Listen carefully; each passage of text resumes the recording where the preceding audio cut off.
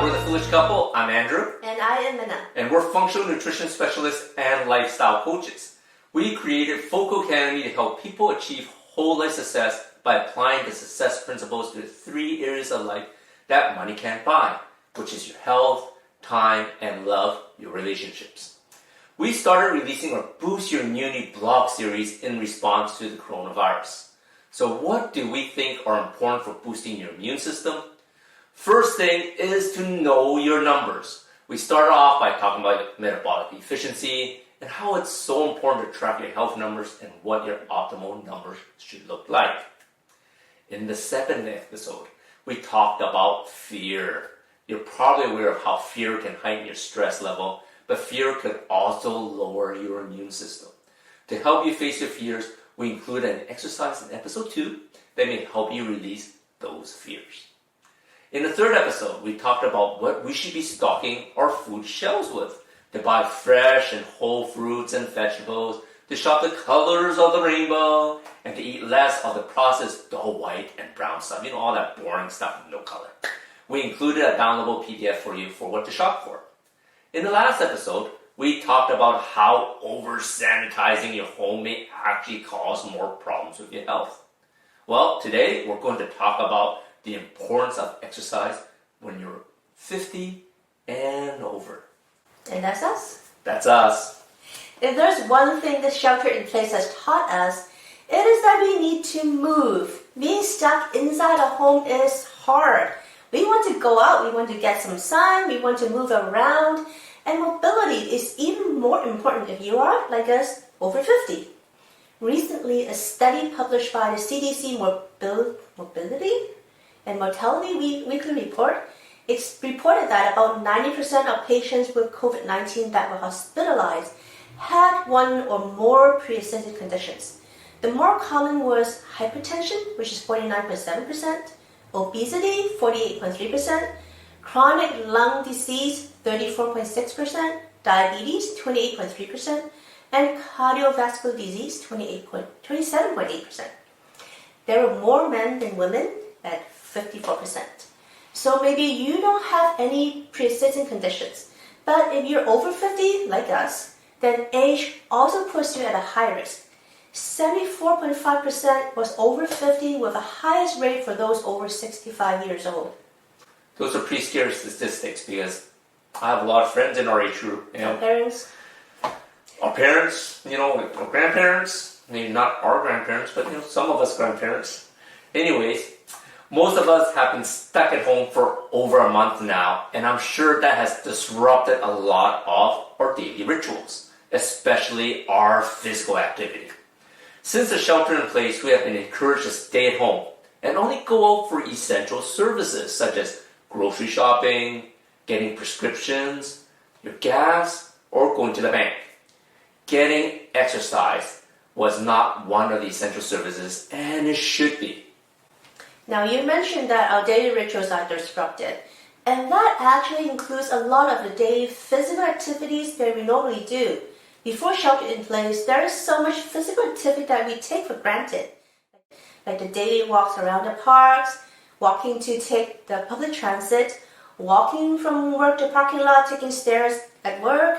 This is not included in all the exercises that most people already doing through the week, like going to the gym, taking HIIT classes, yoga classes, swimming, and all sorts of sports activities.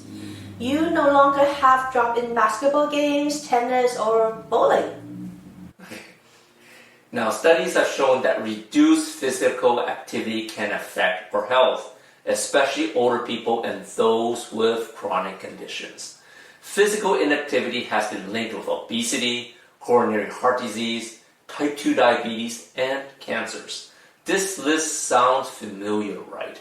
It should be, because these are the major underlying conditions that people who died over 50 had. Physical inactivity could be worse for some people, especially for those older, because it comes down to cardiorespiratory fitness. Cardiorespiratory fitness is the ability of your heart and your lungs to supply oxygen to all your muscles during physical activity. When you're younger, your cardiorespiratory fitness, or your cardio, is strong, but it normally declines with age. That's why you see some kids that seem to be able to run around everywhere forever and forever and never stop. And you see some seniors that just have problems just catching their breath when they're trying to walk a little faster or up the stairs, right? Cardiorespiratory fitness has shown to improve insulin sensitivity, your cholesterol, your body shape, blood pressure, and inflammation. Now, as we age, we tend to be less active, and this in turn lowers our cardiorespiratory fitness. Now, with our daily rituals interrupted, we're moving a lot less. No more walks to work, playing sports with friends, or going to the gym. And for the older population, this is even more pronounced. If you're more tech savvy, there are a lot of online exercises apps out there that you can download to your phone, tablet, or computer and be like a drone and just follow and see what follow and do what you see on the screen, right? But for some of us who are a little older, like us, we're used to connections with people and doing activities with friends together. We like to go on hikes, play sports such as golf, bowling, tennis, badminton together. We don't just see it as exercise. The socializing part of it is just as important to us as the exercise. I do notice that when I try to work out alone at home, it is harder to stay motivated. When the exercise is too hard or too boring, I just stop doing it. I go out, go walk around, drink some water, or just take a break and go play with my cat. No one's watching me, so it's really hard for me to stay accountable for myself. I'm the same. I hate working out alone, even though I know exactly what I need to do each day. It's just so hard being accountable to yourself, right? It's so much more fun doing activities with friends such as hiking, tennis, and my favorite, badminton. It's that social connection that makes us may feel like it's less of an exercise and more of a social event for me. That keeps me more accountable and makes me more competitive to do better, right? It's just not the same as watching some stranger yell at me to go, go, go, go, go on the phone or TV and just to work harder or to go faster. It just doesn't work for me. So, from now until May 15th, we are offering our concierge an online personal training to you for free. The difference with this training is that you don't do this alone. You grab a group of your friends or family and you train together online. This keeps you socially connected while keeping each other accountable to work out. But if you want personal one-on-one training, we will offer that too. And doing exercise live with a trainer does help keep you accountable and keep pushing you harder. The Concierge Online Personal Training will give you a fun environment to exercise and hang out with your friends at the same time. You can see each other working out and maybe even get a little friendly competition going. That's right, competition's great, especially among friends, right? Well, I hope you take this opportunity to boost your cardiorespiratory fitness by grabbing a few friends and working out together with me.